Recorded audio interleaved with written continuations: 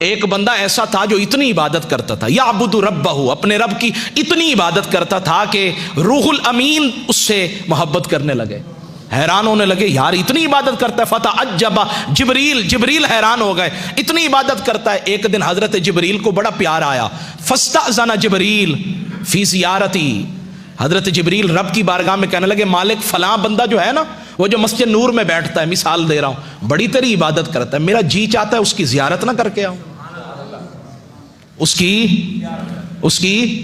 ज़ियारत ना करके आऊं। हजरत जिब्रील ने जब ये बात की ना, रब ने फरमाया तुझे इजाजत मिलेगी, अज़ीना लहू, इजाजत देते हैं, बिशर्तिन, लेकिन एक शर्त है। क्या शर्त है? का अन यंजुरा फिल लोहिल महफूज, लोहे महफूज में उसका असल, उसकी जो किस्मत है ना, तकदीर है, जरा वो देख लो। जब हजरत जिब्रील ने लोहे महफूज में देखा ना, तो कहते वहां तो उसको शकी लिख दिया था, बदबख्त लिखा हुआ था। हैरान हो गए, जमीन पे उतरे, उस बंदे की तरफ गए, सलाम दुआ के बाद उसे बताया मैं जिब्रील हूं। वो फिर भी उसकी इबादत में लगा रहा।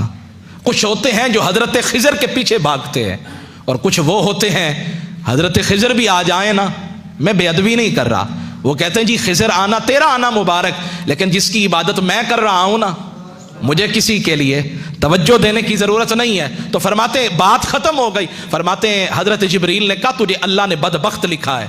वो पता क्या कहने लगा? अल्हम्दुलिल्लाह, नहीं सुबह ऊंची वाना सुभाना, हर हाल में राजी रहना, जैसे तू राजी वैसे मैं राजी। कहने लगा अल्हम्दुलिल्लाह, या अल्लाह तेरा बड़ा करम है, कम से कम लिखा तो है ना, बदबख्त लिखा तो है ना कुछ तो लिखा है। इधर लिखे फिर भी तेरी मर्जी है, इधर भी लिखे तेरी मर्जी है, कम से कम इतना तो दिलासा है कि तूने लिखा है।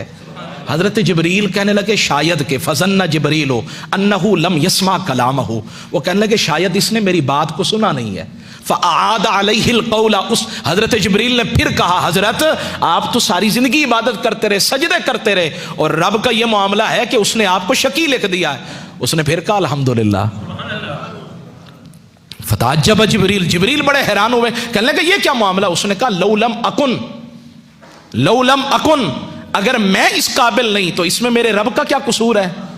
मैं अगर हूं ही निकम्मा, मेरी जात में मेरी किस्मत में लिखा ही नहीं है, तो इसमें मेरे रब का क्या कसूर है? जिब्रील ने सुना तो इस बात में भी बड़ा ताज्जुब आया, और जब ताज्जुब आया ना तो फरमाते हैं अल्लाह ने आवाज लगाई, सदा लगाई, जिब्रील अब जरा उन्जुर फिल लोहिल महफूज, अब देखो ना लोहे महफूज में।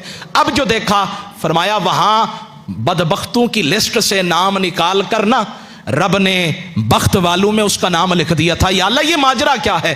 फरमाया जो मेरी हर अदा पे राजी है, मेरे हर फरमान पे राजी है, तो फिर उसका नाम बदबख्तों में क्यों लिखूं, बख्त वालों में ना लिख दूं?